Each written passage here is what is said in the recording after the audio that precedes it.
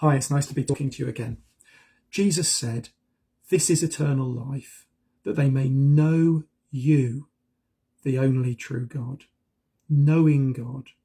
And when we open the pages of the Bible, one of the first things we learn about the God that we can get to know is that he is holy.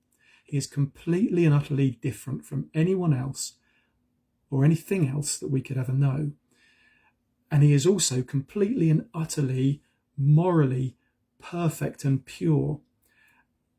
And I want to say three things about the holiness of God, looking at the opening verses of Isaiah chapter 6. It's an unusual vision of God that occur occasionally in the Bible.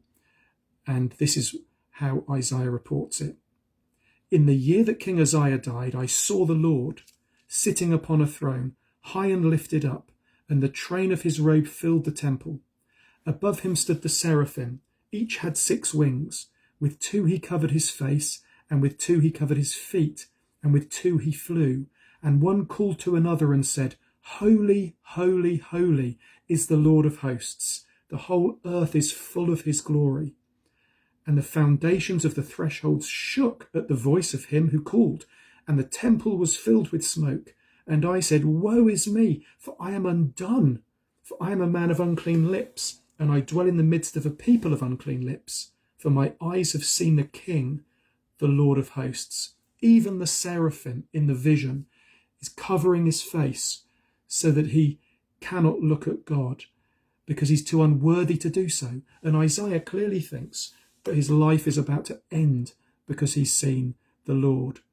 And this teaches us the first thing we can say about God's holiness, that God's holiness should stop us in our tracks. There is an intensity to God's holiness that should humble us and knock us off our feet. And that's not just an Old Testament principle. If we turn together to the end of the Bible, to the last book, the book of Revelation, there's a similar vision, this time clearly of Jesus. And the Apostle John says, "When I saw him, I fell at his feet as though dead." An intensity to the holiness of God that should stop us in our tracks, humble us, and knock us off our feet. It's the first thing that God's holiness should do. But secondly, God's holiness lifts us up.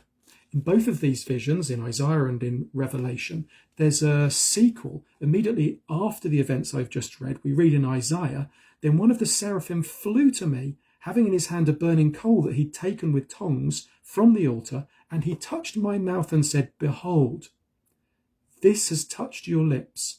Your guilt is taken away, your sin atoned for.'"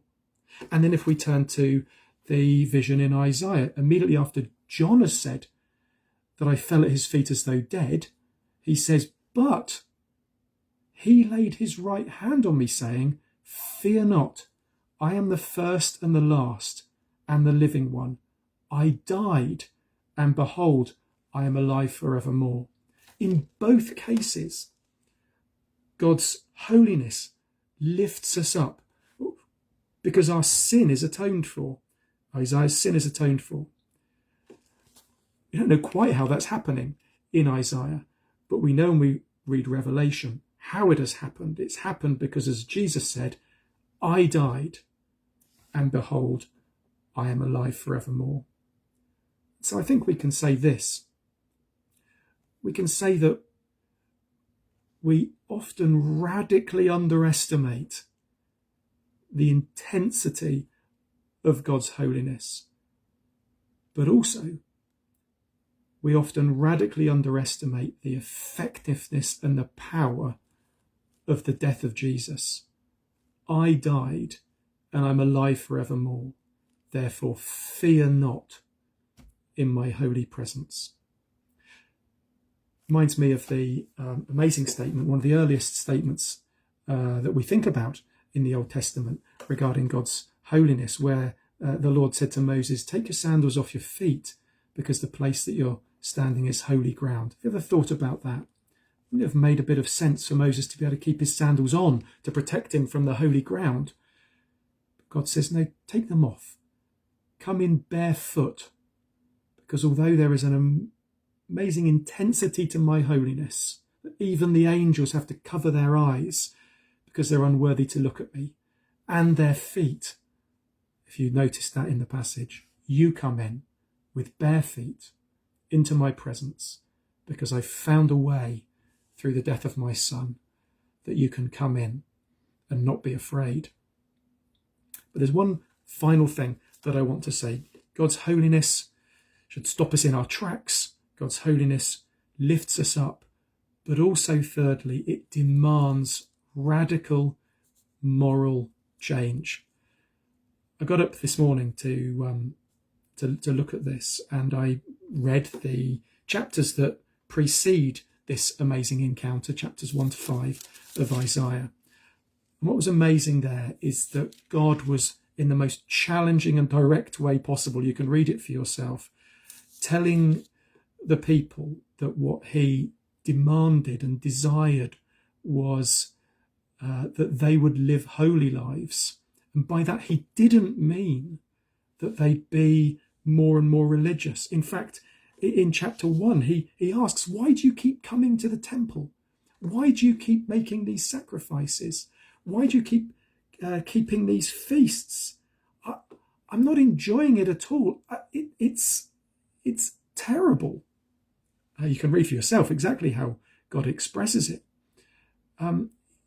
What he says instead is, cease to do evil, learn to do good, seek justice, correct oppression, bring justice to the fatherless, plead the widow's cause.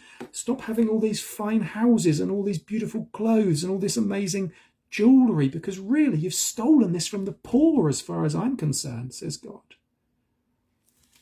And so when we think about the holiness of God, it's easy to think only about encounter.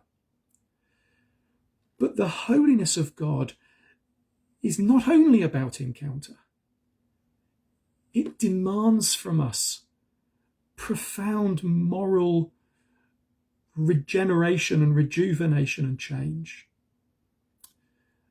The prophet Amos asked that great question, didn't he? How can two walk together unless they're agreed? How can we walk with God when he is a God with such intense holiness that we're almost put in fear for our lives unless we also are living holy lives practically? Jesus said, eternal life is knowing God. How can we know and have a relationship with and walk with God, who is holy, holy, holy, if we aren't undergoing profound moral change? You see these three things, what we've really discovered. We've discovered that God's holiness, first of all, shows us who we are without Jesus. We're in fear of our lives in the presence of a holy God. But it also shows us who we are with Jesus. Fear not, because of his powerful and effective death and resurrection. But it also shows us how we're supposed to live like Jesus and walk with a God who is holy. Well, thank you for listening, and God bless you.